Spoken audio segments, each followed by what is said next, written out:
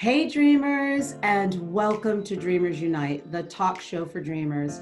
I am your host, Sherri Pullum, and as always, I am super grateful and honored to have you come and spend time with me. And if you haven't done so already, I'm going to say go ahead and hit subscribe and also hit that blue bell for more uplifting, motivating, inspirational, and encouraging content. Well, today you are in for a treat. Talk about a motivating and inspiring being. I have that guest with me here today, and his name is DANNY TISDALE, and he is the founder of Harlem World Magazine. And let me tell you a little bit more about this talented artist and publisher. DANNY is an award-winning visual artist and founder of the National Visual Artists Guild, the first union for visual arts in the United States, and his art studio, Tisdale Studio. DANNY began in publishing as a newspaper boy in Watts, California, where he was born and raised. He worked on his college newspaper before graduating from art school and driving, 3,000 miles to Harlem. He found his first job in publishing, working at Andy Warhol's Interview magazine. After working with numerous other publications, in 2003, he founded Harlem World Magazine. DANNY is extremely active in his Harlem community as well, serving on Harlem's Community Board number 10, and he held numerous subcommittee seats from arts and culture to economic development to education. He is a man on the move, and I am grateful and honored to have him here today to share his story and his journey. DANNY, welcome to Dreamers Very Unite. much. Thank you. I really appreciate it. And thank you for inviting me to tell my story on Dreamers Unite. Yeah, well, I am ready, as I know our dreamers are, to hear your journey.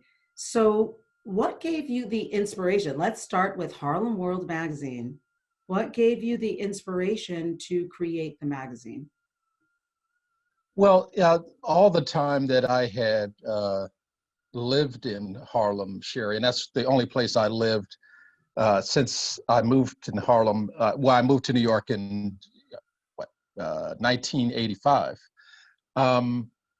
But all the time that I worked in New York City, I lived in Harlem, worked in publishing for, as you mentioned, Interview magazine's Andy Warhol. Mm-hmm. But I always lived in Harlem, and I always said to myself, why isn't there a magazine in Harlem like Interview magazine and like some of the other publications I work for? So I said, when the opportunity presents itself, I'll create and start a magazine in Harlem. And so that's what I did in 2003. And been publishing in print to start with. And then in 2009, went from print to digital. And the reason we went from print to digital is that readers kept complaining about the fact that the print publication killed 10,000 trees with every publication. Mm-hmm. So, being sensitive to the environment, kind of a West Coast guy, I paid attention to what the reader said, and we stopped, printing in print in 2009, and we've been digital ever since. Well, you make it sound so easy. Like I knew there was a need and I just started Harlem World Magazine. Okay. So what was kind of your first step? How did you start really?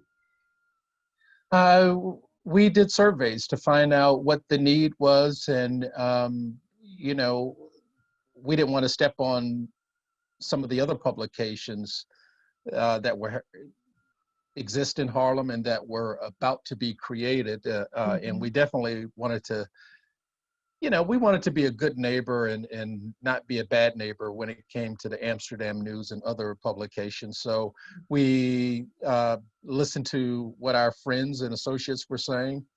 Some of our business partners did surveys with our readers, our who we thought would be our readers at the time, and uh, uh, realized that life and style would be what we focused on, and we still focus on life and style. But that's how we started.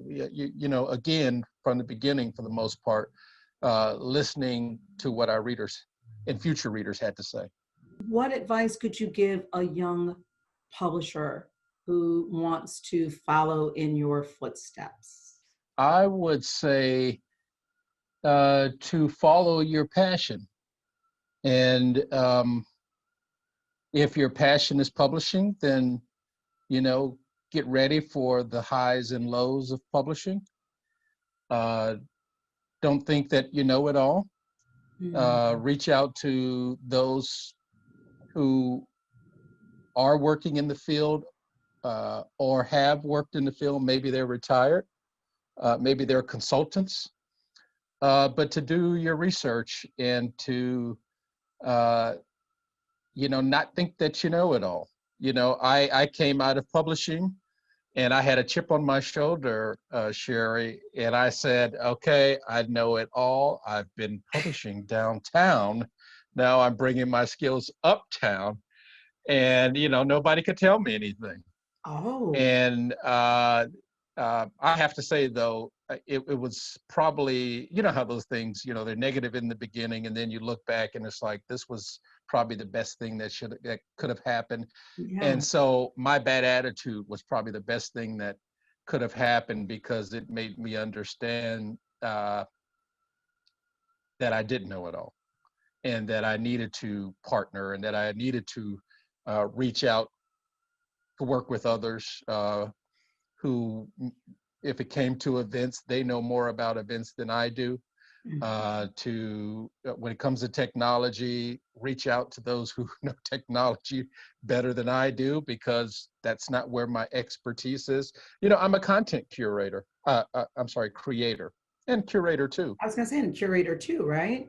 Yeah. Yeah. So it took me a while to realize, okay, creating content is my lane. Stay in it, Danny.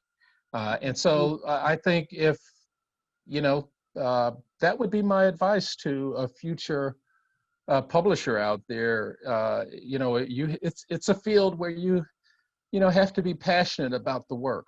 You know, if you just wake up one morning and, you know, I think I want to be a publisher, you might want to think about it, you know, one or two times more before getting into the field, because you know, as I joke with my girlfriend and my family, uh,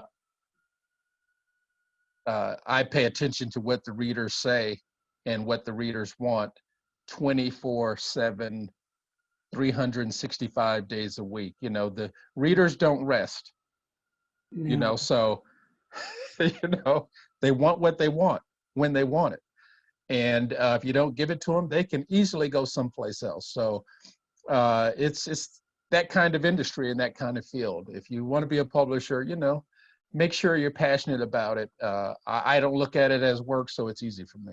And I think in any industry, really, right? Whether it's publishing or, you know, even to be an entrepreneur or a business owner, you do need to be passionate about what you do, because there's no escaping hard work. That's right. You're not going to get around that. And if That's you've right. got to put in the time, you might as well enjoy it to the best of your ability. And just as you said, Sherri, is that you put the time in, you'll get the reward, you Yeah. know, and people will love you, and they'll let you know what they don't love. So it's really the perfect industry for me, because, you know, that's what I like about people. That's what I like about the business, is that when there's love, there's love. When there isn't love, you know, you just go and fix it. And you know what? That's how we grow, right? And that's how Right. we That's learn, right. right? That's And right. I think you said the perfect thing. Find someone who knows what you do not. Well, it took me a second or two, because you know, I was raised to be a confident child, and to be within myself. So I had to, shake all that off and redefine myself for myself to realize that, I had to reach beyond my knowledge base, beyond the people that I know, if I really, wanted to excel.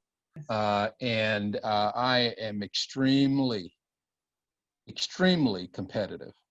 So I know that whatever's in front of me, I'm going to find a way to get over it, around it, through it. It may take time, but I'll figure it out.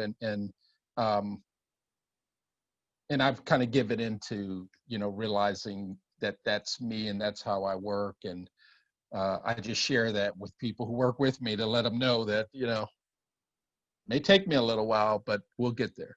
And you can't improve unless you have a problem in front of you or to deal with. 100% agreed. And you know what else? That's where creating comes from, right? So when there's a problem, you have to create a solution. And even as a people, we have created out of necessity. And That's maybe who we are. that's who we are. And maybe if we didn't have that, we wouldn't Bro, have, imagine. it would be dark. Yeah. It would be dark.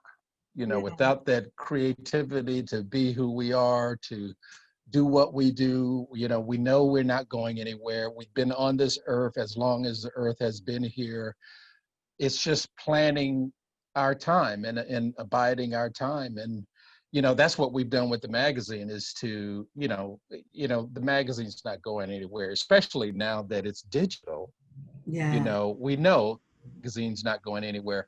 Let's plan long term. And so that's what we initiated, a couple of years ago. It's a 10-year plan. So that's the plan that we're on. We're on this 10-year plan with our advisory board and, with our partners. How do we grow and, grow smartly and not just, opportunity and take advantage of that opportunity and, Mm-hmm. oh, long term. So I'm just slowing my roll and, taking it a step at a time. Well, you're also growing and expanding, and you have a big event coming up. So let's talk about that. Harlem World Magazine Summit. Yes. Well, it's 3 years in planning, Sherri, because I realized that we in Harlem had events that talked about the past, Harlem's Renaissance, but we didn't have any events, at least that I knew of, Mm-hmm. where we as a community in Harlem talked about Harlem's future. And I thought that, well, if we're going to do an annual event, what a great opportunity that we can, get all these leaders, legends, and trailblazers that I do a podcast with and others to talk about Harlem's future. Because again, I know that there are tons of smarter people out there that are smarter than me, and that would be fantastic to have conversations with them about the arts, about climate change, every topic you can think of, Mm-hmm. how do we think about the future of the arts, especially since, the arts have been cut.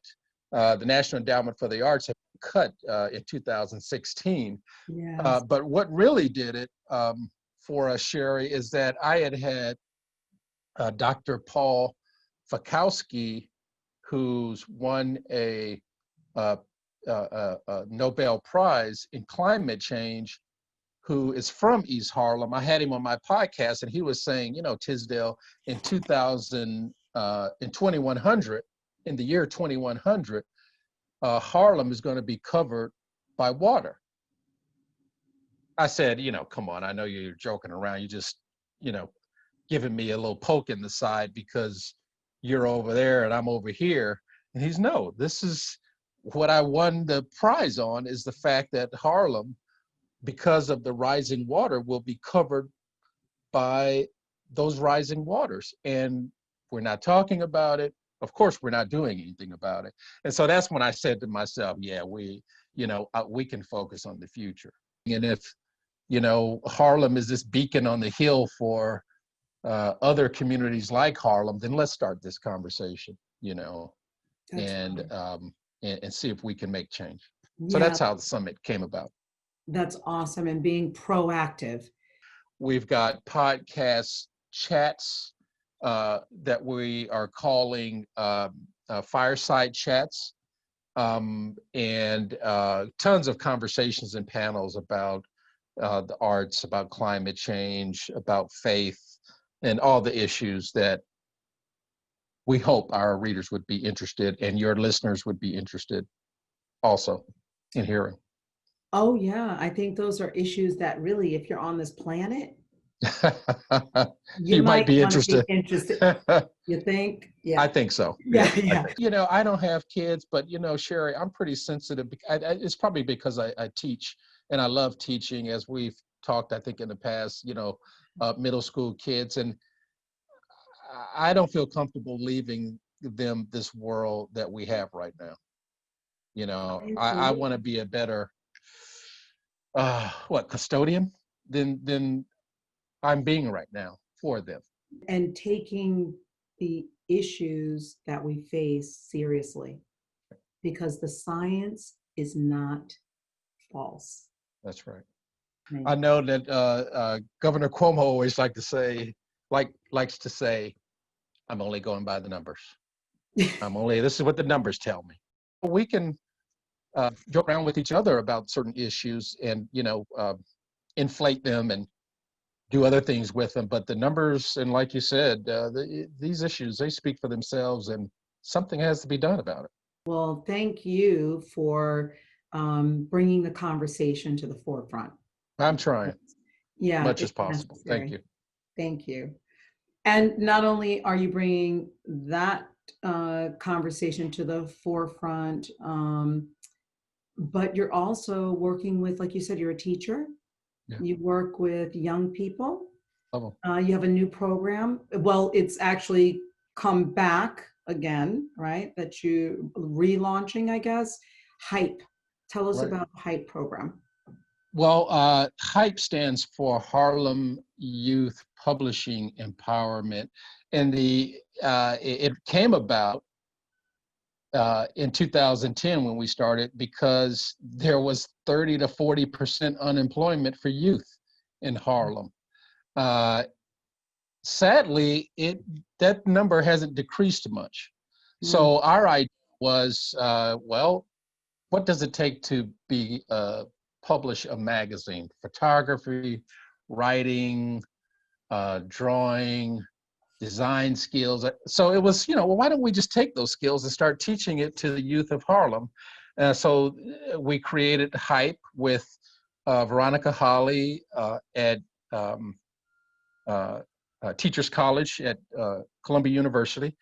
And we did that in 2010. And basically what we are doing is kicking it back in gear to recruit and train specifically right now young women to become publishers and to teach them those skills.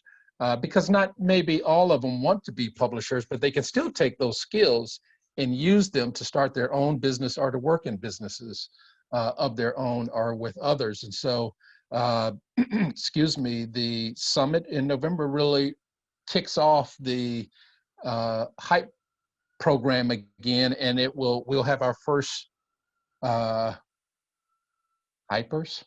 I just made that up. Okay, we'll have our I like first it.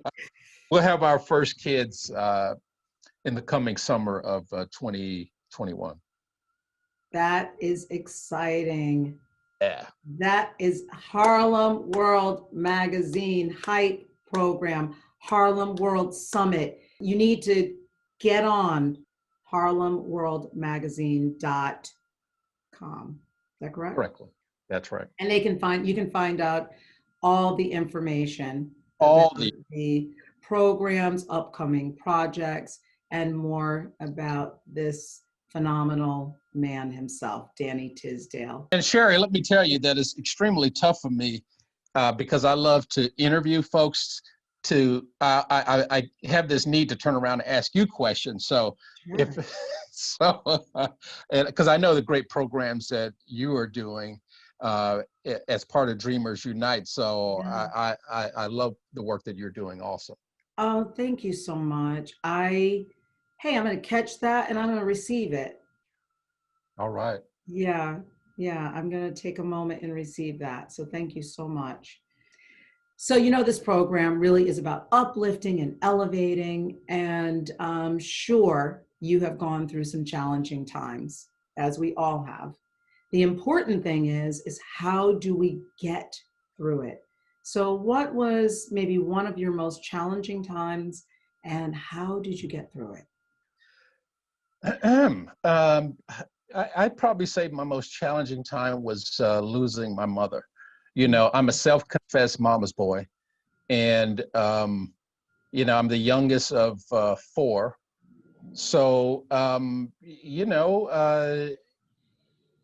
when I, went to tell her that I wanted to move to New York for my art career and for publishing, she just said, "Oh, well, if that's what you feel you have to do, go on and let me know how I can help." And that's always had been her approach, is that she was support as long as it was positive, she was supportive. As long as she knew I was passionate about it, she was supportive and asked what could she do. I didn't tell her that I was moving to New York with a car that overheated and I had $300. She was just, okay, I'm gonna take your word for it. Just call me every time you stop. And so it was hard when she passed, to realize that, here's my number one coach, my number one supporter, that I physically did not have in my corner anymore. But I realized that, that's just a physical thing. Mm-hmm. Emotionally, spiritually, she's probably right next to me, right behind me, somewhere close, probably saying, "Oh, he didn't say that right," or "Why didn't he say that?" Being a mom. But I think that's been probably the toughest challenge, and it took me a number of years to realize that you just don't have her physical being with you, but everything else is still there. Yeah. And that it helps me to focus in on uh, what I need to do. Uh, that even though I'm the youngest, I need to support my brothers and my sisters. They need my support. Yes. I am pretty strong physically and, more importantly, mentally. Um, I'm pretty much like cement, and I try to bring that kind of support like my mother would with them. Mm-hmm. I try to do it with staff, and I try to do it with everyone. You know, uh, from a Southern sensibility is that, just be strong.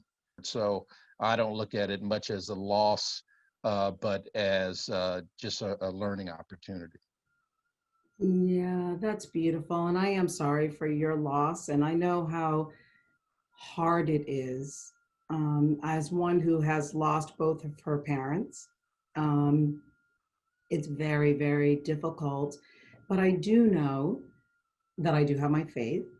Right. And I also know that, like you said, their spirits do go on, Yeah.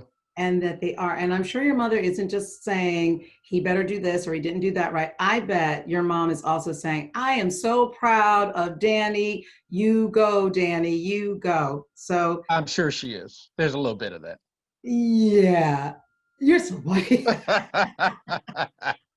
Okay, mom, listen, I Mom, tried. keep That's it all I can real. say. Mom, keep Yeah. it real. And the other thing is, I think that's important is to realize that it's important for us to admit when we are struggling with something, because that does not make us weak. That makes us strong because it gives us an opportunity to say, hey, I'm hurting. Yeah. Grief is real talk. Loss is traumatic, right? And so to be able to say that and to have the courage and say, that was really tough for me. We don't always have to have that stiff upper lip, because we can let someone else hold us and hold space for us. And so I think by you even saying that being your toughest time and being vulnerable, that's when you're at your strongest. I agree, and I learned that from my girlfriends and my sister. I may be biased because women raised me, and so I am always looking to my female friends on how to take some next steps when I'm not quite sure what steps to take. And it's always from a loving base, it's always from a supportive base. And guys, I love you too, but sometimes we're not that way, for because we have to be strong, and sometimes that sensitive side of us doesn't always show itself. So Yeah. I've learned that from my female friends and my sister and my mother. Yeah. Yeah, I get it. I think sometimes it's just redefining Yeah. what strength is. It's just redefining it, not necessarily it's right or wrong, but it's looking at it through a different lens. Hmm. Yeah. So we need you too, men. We do. Yeah. That's right. That's Yeah, right. we And I do. feel so much better. And I've had, I'm relating the success of the business to my transformation of sorts. And so that seems to be happening. So I'll put it that way. That's great. What philosophy do you live by? Treat people the way I want to be treated.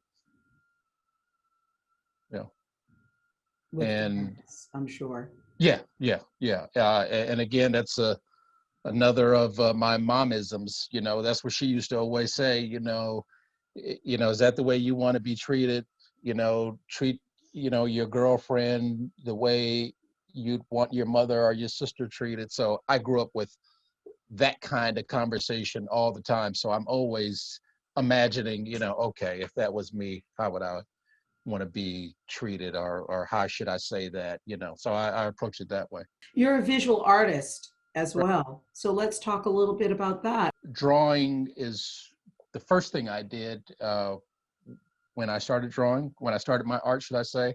And immediately when I moved to New York and working with Andy Warhol, the world just opened up. But Mhm. I became a conceptual artist. So basically, I have ideas and then I find the best medium that fits the idea. So I've done installation, I've continued to draw, I do collage work, I do performance-based work. So a little bit of everything. Oh, you're a performer.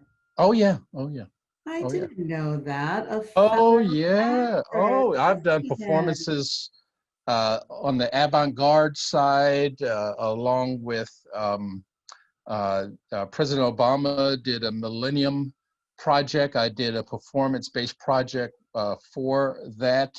I love performance, and I my artwork is very different from my publishing work. So it's go to the website, some of you listening out there, and you can see what I'm talking about. Check out the artwork.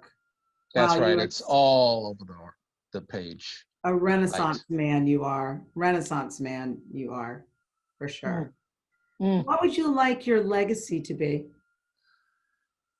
Uh, I I think I will want my legacy to be that I was passionate about my work, that I was fair and committed to um, whatever I was committed to. I said I was going to do it, I did it. But I think more than anything is that I was passionate and fair about my work. What offering can you give someone when they feel like they just want to give up and they want to quit? What offering can you give them? Hmm. The first thing comes to mind is that in college, I had some challenging moments like that, where it's like, well, look, I've done this, I've done that. I probably shouldn't be in college anymore. I should, just go and get a job, and I don't need a degree. And in other moments, it's just that you don't know who needs you, or that if you think outside yourself, there's somebody that's got it a lot tougher. And maybe you're in that down time, that down moment, and there's somebody who would love to be in your shoes right this minute, even though you're feeling the way that you do, but they are in a worse situation. Yeah. So I think it's important, dreamers, Yeah. is that what Danny said, you don't know who needs you.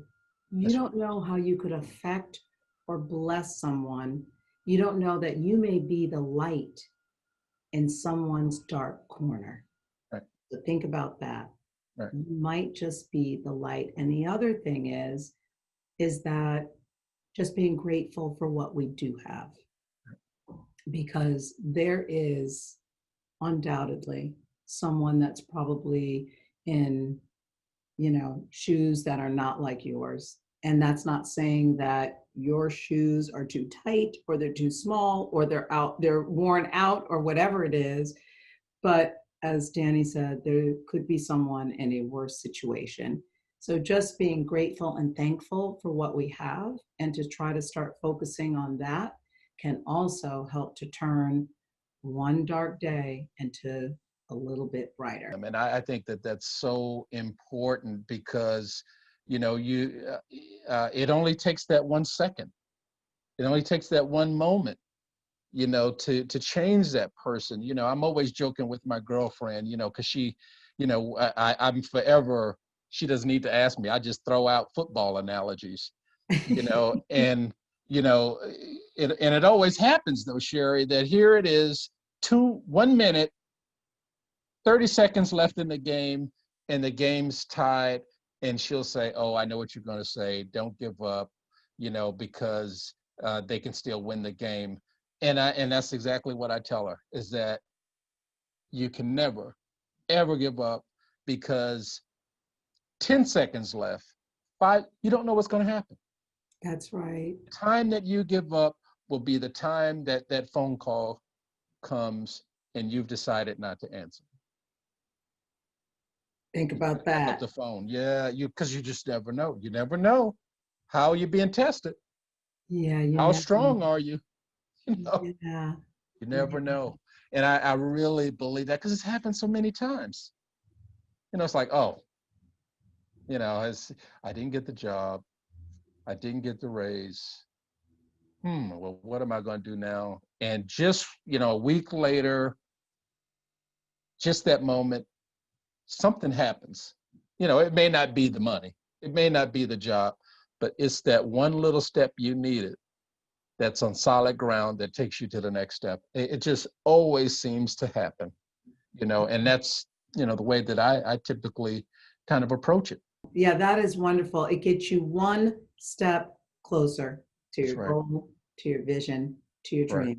So never give up. So I'm a big believer in, this mentalness, the mind, and how powerful it is.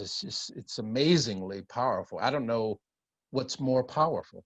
I'm gonna have you back, and we could have a whole literally easy. Just a conversation and a class really on mindset and shifting it for sure.